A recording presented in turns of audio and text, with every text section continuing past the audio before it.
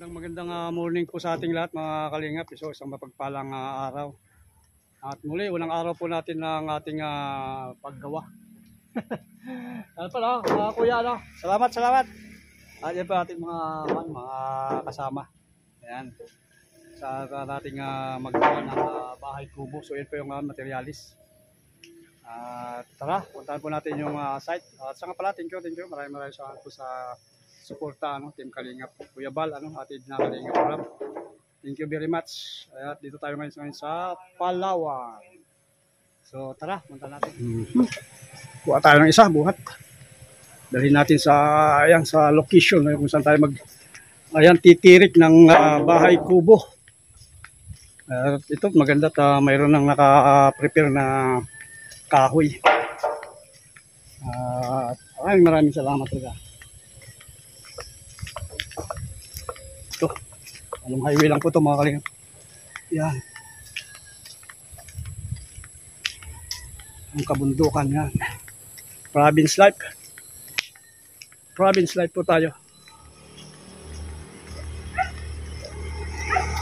Ito ang kapaligiran. Ayan. May dito. Napapalibutan ng mga tawag dito, mayroong mga gumamela.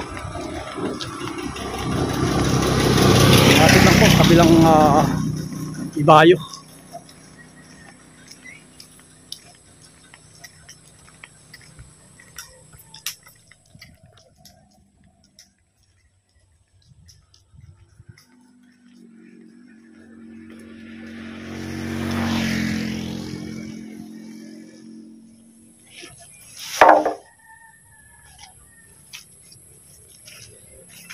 Tayo mga kalingap.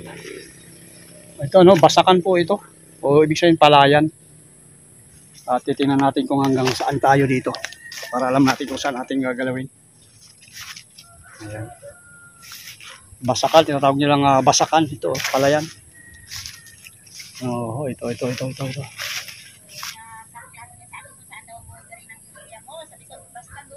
Silipin natin kung hanggang saan. Kasi masukal yung iba dito. Ayan. Ayun ang lata. Yan po ang gagawin natin sa puting. Wala na pong tanggalan yan. Yung lata na yan. Bago yung kaya Yeah.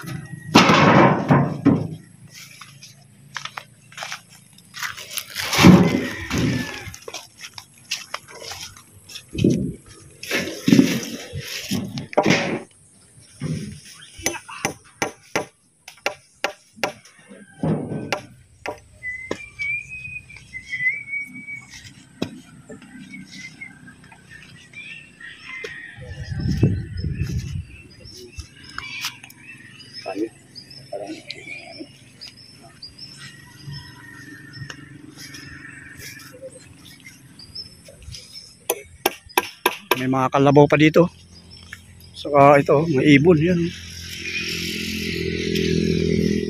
Ano po yung kalsada?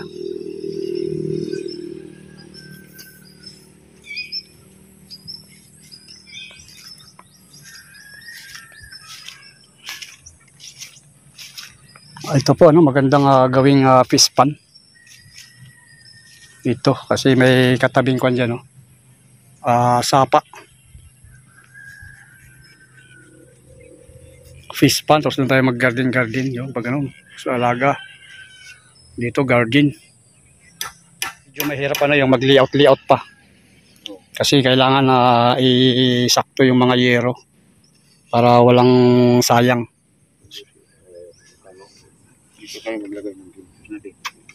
Ayan. Layout po to, layout. Maliit lang po to mga kalingap yung ating kubo. 6 na yero. 12 saka 8. Ayan, habang sila kayo gumagawa, gawa rin tayo ng silungan in case na umulan, Meron tayong uwan dito.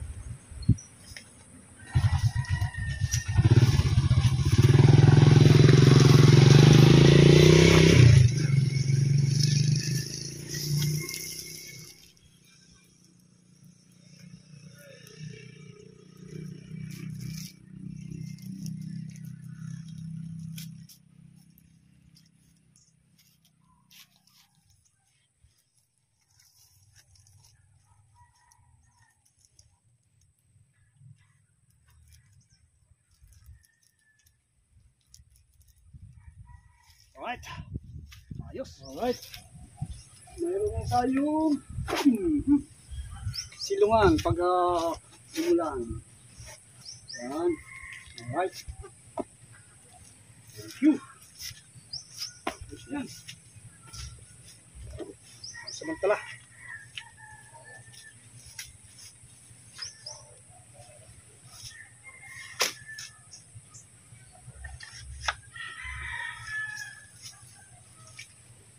Ilagay natin yung mga gamit.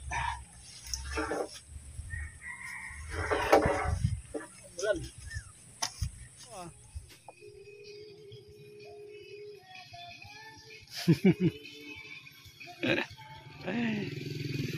Ayos, ayos. Oh.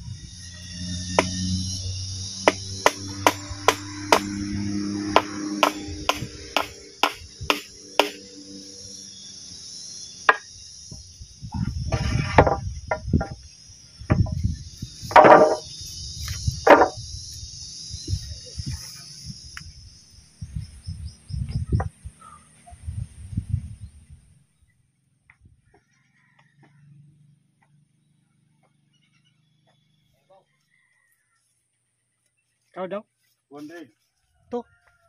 Baka eh, na yung haligi. So, ayun.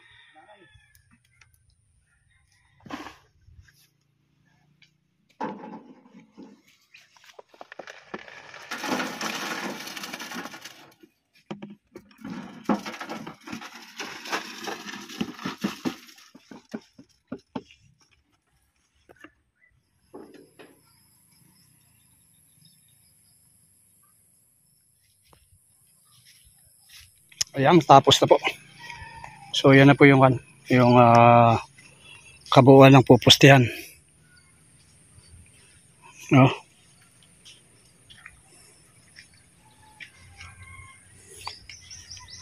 Ayos.